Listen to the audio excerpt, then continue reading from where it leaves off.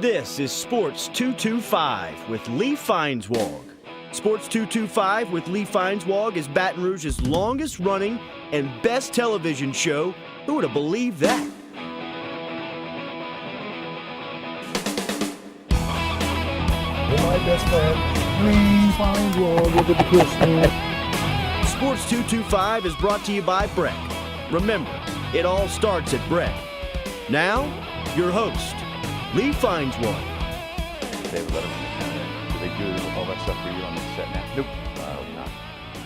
Well, I knew Matt Moscona was coming on Sports 225 tonight, and I thought about wearing a wild and crazy shirt because it drives me a little crazy, so I decided to wear this instead. Hi, how are you?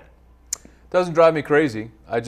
I weep for you because finding this wild and crazy shirt took no effort at all. You just randomly grabbed something out of your closet because your entire closet is filled with, I have so many shirts that my one rack is all color-coded. There's the black shirts, the blue shirts, naturally, the reddish shirts, which would be this one.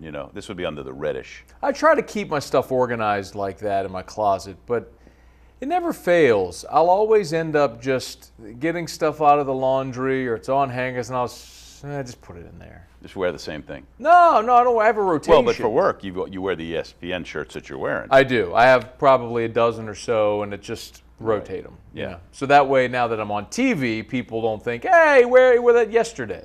Do you have a favorite T-shirt, though? You must have a lot of T-shirts because T-shirts are important. You got your favorite T-shirt. No. Do you have no? Not even one? No. Did I give you a Sports 225 T-shirt ever? Nope. Yes, I have. No, I have no. I have no Sports 225 T-shirt. Liar. I am not lying. I know what T-shirts I have, and I have not a Sports 225 T-shirt. I will personally deliver one to your radio station. I don't believe you. So anyway, Matt Moscona here, the obstinate one, is the host of his own radio show from 3 p.m. to 6 p.m. Monday through Friday on 104.5 ESPN in Baton Rouge. And for those of you watching in the New Orleans area, 100.3. Nailed it. Bam. And for those of you who really want to be scared about seeing him visually more than just on this show, it's now on Cox Sports Television. Of course, Boom. This show is on Cox Sports Television too. I'm excited about but that. not That's been good for us. I'll bet it has. It probably CST is awesome. Yeah, a lot. It's all part of the Matt Moscona brand. 18 states, the reach is fantastic, a lot of Southeast presence, and we've already gotten a really good response from people watching us on CST outside of South Louisiana. So I'm thrilled for that partnership. Well, I know CST. that from occasionally hearing from somebody, like in San Diego or Missouri, Vegas. yeah, and they'll Phoenix. watch this show. And All so over the obviously place. Yeah, exactly. And in your case, since you're LSU centric and a little Saints and Pelicans, they'll watch you if they're just because they're fans of those sports, not just because it's just a fabulous radio show. And because I look good.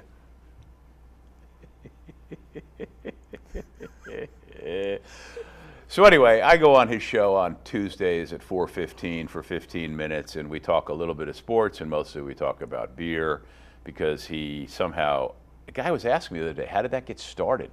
And I told him about, one day Matt just asked me about beer, and he liked the response and said, well, we're going to just start doing beer. And so it's become its own little... It's fantastic, isn't it? I mean, I can't lean on you for sports insight. Certainly not for fashion. I resemble that. So the one thing that you can do really well is talk about beer. I find that fascinating. You've gone all over the world, and it's something that I'm envious of. I would love to do that at some point in my life, travel like you have, and go to all these exotic places and drink different beers and spirits from around the world and sample the fare. So I say, why not tap into that resource? Nowadays, Lee, these kids nowadays, they're all into their beers. They like their nutty beers. They like their micro brews. They like the ones that taste like figs. They like their beer, all their different weird beers. They can't just drink a Budweiser. I like a Bud. Just give me a Budweiser. If I'm really getting crazy, give me a Stella. I really like that too. But you got to have the nutty beer, the ale, the IPA, the Hefeweizen. You got to have the Hefeweizen IPA ale together. And some of the kids love that. So that's a way for you, because you're very old, to connect with a younger generation, Lee. This is what I'm trying to do this for you. They have a thing on his radio show called The Huddle, where I guess it's just, in essence, a chat room, right? Yeah. Yeah. and the beer's either a big hit or I get ripped to death. No, you only got ripped to death when I didn't do beer. when you did wine. Right. People, I'm telling you, these kids these days, Lee, when they want their beers, they're all about their beers. So these kids, they come to this, and it's been appointment listening. They come to the show to hear you talk about beer.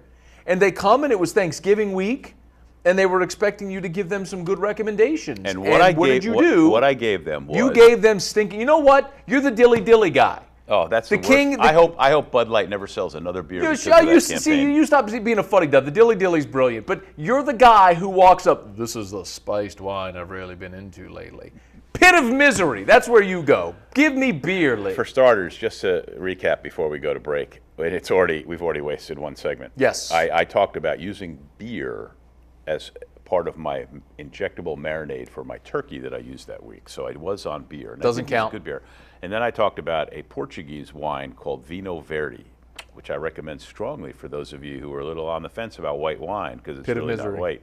Really good. Dilly-dilly. Budweiser.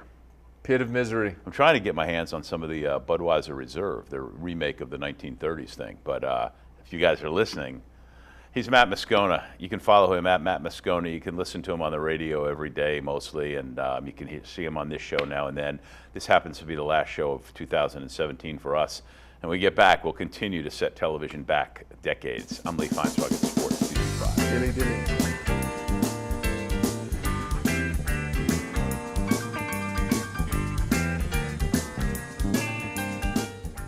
Hi, I'm Joe Martin, president of ITI Technical College, and we are so excited to have been awarded Forbes magazine's top 30 two-year technical colleges in America.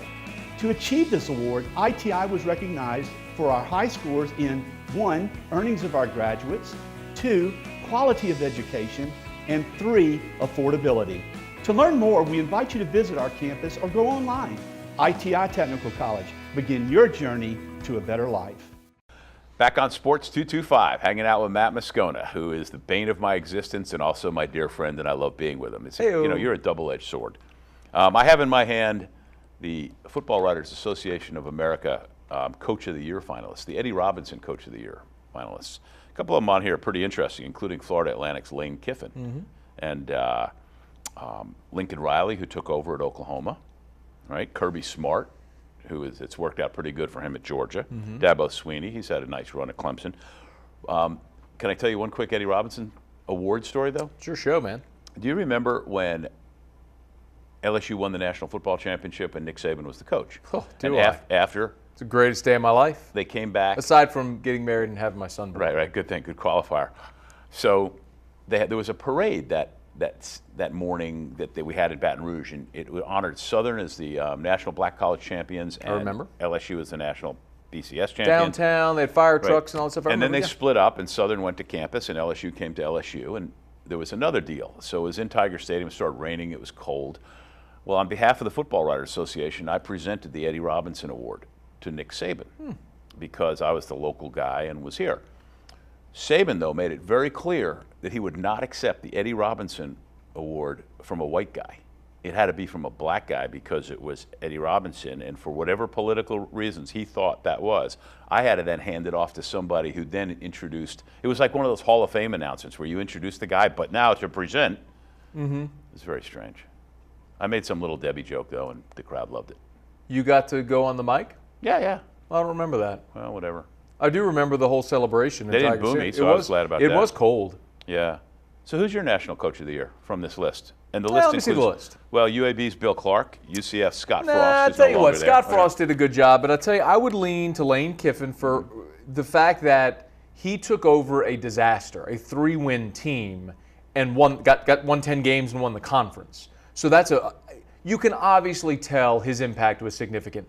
I think Lincoln Riley did a great job filling in for Bob Stoops, but he inherited Baker Mayfield and a very talented roster. Let me see what that looks like in 3 years. Is it Larry Coker, where he inherited a national championship winning team, stayed out of the way, won it all, and then you just saw the program but you're getting away continue? from the point because it's just for 1 year, and this year, whether it's Coach of the Year. Right, but I tend to look at, did a coach maximize what he had? And there is more evidence of that with Lane Kiffin. Oh, no doubt. The other one that I really like is to lean toward Kirby Smart because he had to navigate losing his quarterback and starting a true freshman. Now, the SEC was historically bad this year, and the East was miserable, but he still won it.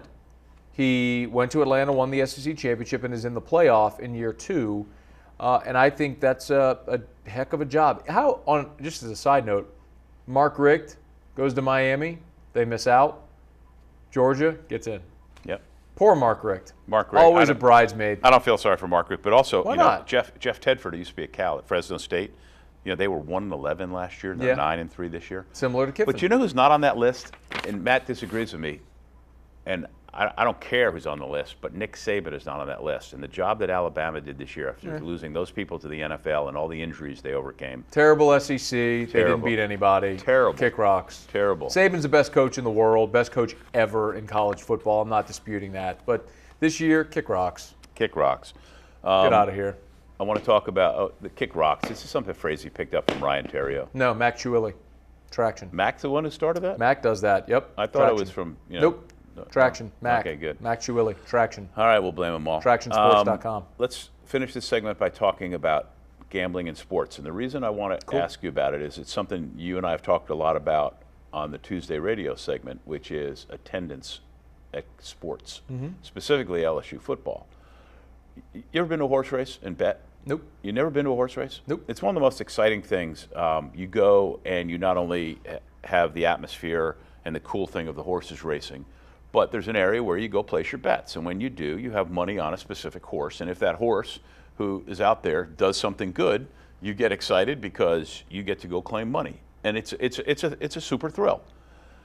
If the situation arises, because the whole gambling thing is going to the Supreme Court and it's going to be debated, how interesting would it be if it was legalized gambling and you were at Tiger Stadium, for example, and you could go in and actually place some kind of bet, legal bet, and you'd have the tickets just like you would in horse racing?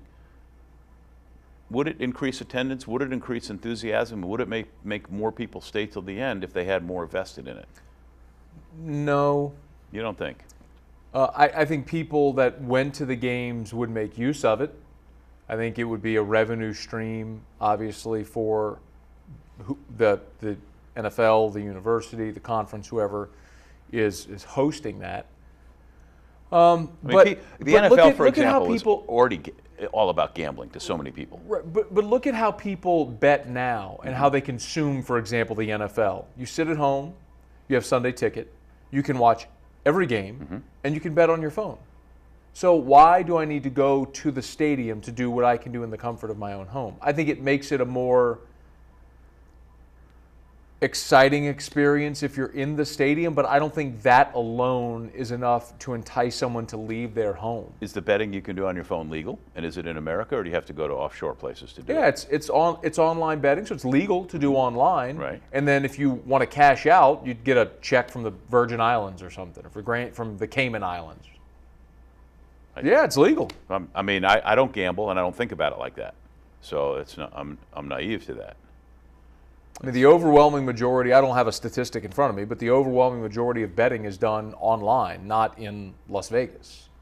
Las Vegas is a fraction of the total amount of money that is wagered.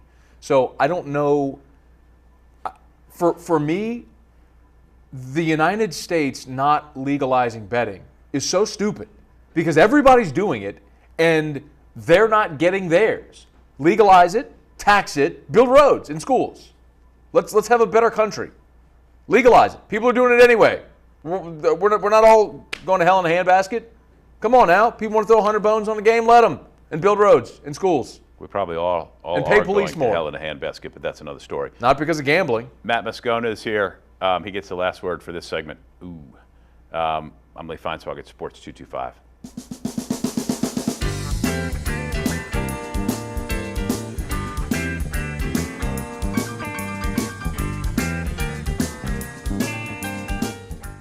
Don't let the bed bugs bite you. We'll put them to sleep. Bed bugs can be transported from most anywhere. Hotels, department stores, even a friend's house. We've got the bead on bed bugs. Call the bug man today. Call 923-BUGS. We're back on Sports 225. I'm hanging out with Matt Moscona. He does radio Monday through Friday from 3 to 6 on 104.5 ESPN in Baton Rouge, 100.3 in New Orleans, and you can watch him on CST. How has being on television all the time, besides being careful not to pick your nose, changed things for you? Not a whole lot, except just to be aware of continuing to do a radio show that is televised. Though I would say the tricky element is you've got to work in elements that are visually appealing for television. But sometimes those elements don't necessarily translate for radio. I'll give you an example. So this weekend, Jimbo Fisher's announced at Texas A&M. There's this video that goes viral of him getting off the plane. And there's the Texas A&M marching band. They have the red, it was actually a maroon I carpet. actually saw it. It led right up to the black SUV with the tinted windows. And it was so odd because it was the type of reception that is normally reserved for heads of state and things like that. And to see a football coach get off the plane, it was a bizarre thing to see. And of course, for TV, I'd love to play that video and talk about it, but there's no audio that translates to radio. So I essentially, what I have to do then is just talk about it as I would in radio, but on television, you're actually seeing the video while I'm not addressing the video. Yeah. It's just an interesting situation over at Texas A&M where Baton Rouge guy Scott Woodward is the new athletic director and fired the volleyball coach as well recently. And I know he's dying to know that UCLA won the NCAA men's water polo championships. And this weekend is the NCAA volleyball round of 16. I know you're dying to know that. Don't care. But you know Scott, right? I've never met Scott, but you know where Scott went to high school, don't you? Of course. Go ahead. Cali High! Playing for the state title this weekend too, Lee. Going after John Curtis. Like the first time ever that everybody's gonna be cheering for Catholic, because who wants to see John Curtis win their 8,000th state championship? Kick rocks, John Curtis. Are you through? Sure. Okay.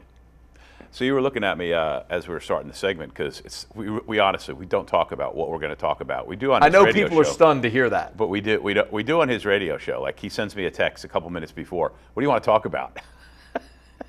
Earlier in the day. Sometimes. Yeah. But here, topics. Honestly, I just figured we just know. But when was the last time you were on the show? Do you remember? Was it about 6 weeks ago, 8 weeks ago, give or take? I don't remember if the last time I was on was preseason, before the football season. Or it might have been. I don't know. But maybe after the Troy loss? Yeah, for LSU football. And, of course, what a crazy turnaround and emotional swing. Because you're on the handle of the pulse of that because you talk to the most people about it, because of the show. What do you gather out of the whole thing? I find it interesting that so the Troy loss was a bottoming out for this team. No doubt. And it forced Ed Ogeron, I think, to be somewhat introspective. He stopped meddling with the offense. He changed their practice schedule. I know you were here because you spent time talking about why Etling should be benched. That was when you were here. So it must have been not far after that. At some point. Yeah. But I think it forced Ed Ogeron to change things, which allowed the rebound. And they went 6-1 down the stretch, and their only loss, of course, was to Alabama. So I really wonder that, had they beaten Troy, they missed a chip shot field goal in that game. They fumbled on the first play, and Troy got points. Had they beaten Troy, I wonder if maybe winning would have masked a lot of those deficiencies. And maybe they continue down that path and the season doesn't go the way it did. So maybe there's an argument to be made that losing to Troy actually was what that team needed for that sort of self-evaluation to be effective so they could finish the way they did. Well, so much of the season is who you play, when you play them, where you play them, what the situation is for that team versus your team. I mean, they got fortunate. They caught some people at the right time, the right weekends. The missed extra point by Florida turns out to be a huge turning point in the season, if you will. They got Auburn, obviously. Somebody went into the Auburn locker room and had sleeping gas or something on the team, for the halftime. And, it's just, circumstantially it worked out well. But the bottom line is LSU created its own breaks and made for a good second half of the season. It is worth noting, and you commend Ed Ogeron for going 9-3 in his first season. 6-2 in the league is the best SEC record LSU's had since 2012. And you play who's on your schedule. That said, it's worth being skeptical still because LSU, in their 12 games, played 5 teams that finished the season with a winning record. They were 2-3 against those 5 teams. The bottom line is the SEC was hot garbage this year. And the 2 really good teams you played, Bama and Mississippi State, well, Auburn, you lost by double digits. We lost 2 out of the 3 anyway. And then Troy was the other one. Yeah. Who finished with a winning record. But you beat Auburn and you beat Texas A&M. The only 2 games you won against teams that finished with a winning record. Not only do you have reason to be skeptical, I'm extremely skeptical, which goes back to what you said earlier about show me over the course of 3 or 4 years. And we have all the time. We'll watch. He's Matt Moscona. I'm Lee Feinswag. We've got time for one more segment on Sports 225.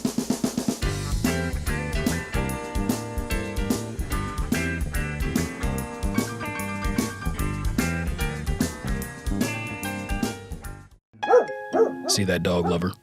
About to unleash the terror hound on these friendly, unsuspecting canines? Well, I'm the human dislike button, and I see it too.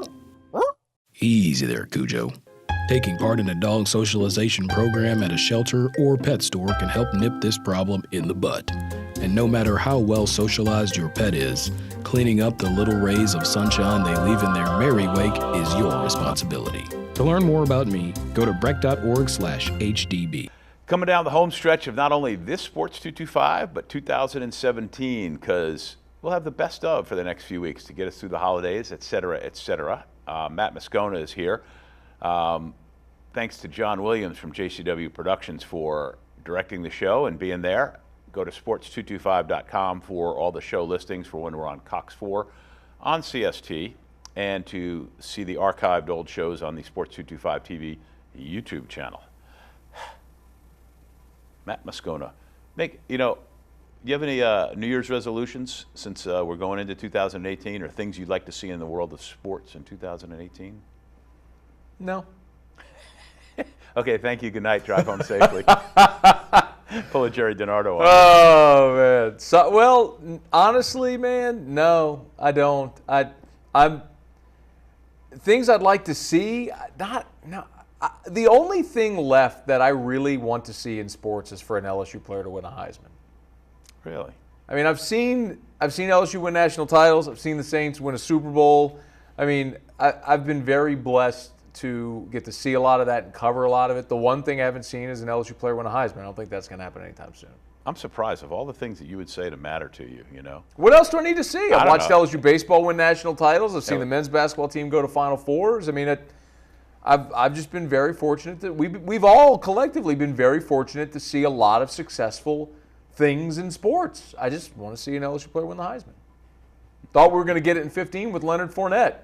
And then they ran him into the line 30 times against Alabama, and he got like 10 yards. Sucked. Blew it. do you ever see the list of people who get to vote for the Heisman?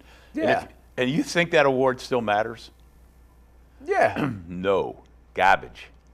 They have a whole show to give it away. And whether who votes for it matters or not, the bottom line is the perception of the award is still that it's the greatest individual award in sports, which it is. Follow him at Matt Moscona. Watch him on television during the time of his radio show, which is 3 to 6, Monday through Friday on 104.5 ESPN, 100.3 in New Orleans. Thank you, sir. You're a delight and a treasure. It's always my pleasure. I'm Lee Feinswag. Thanks for watching Sports 225.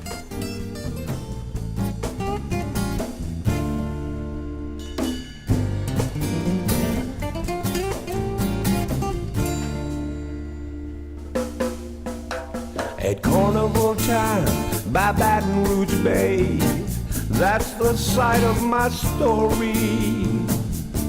At Spanish Town Mardi Gras.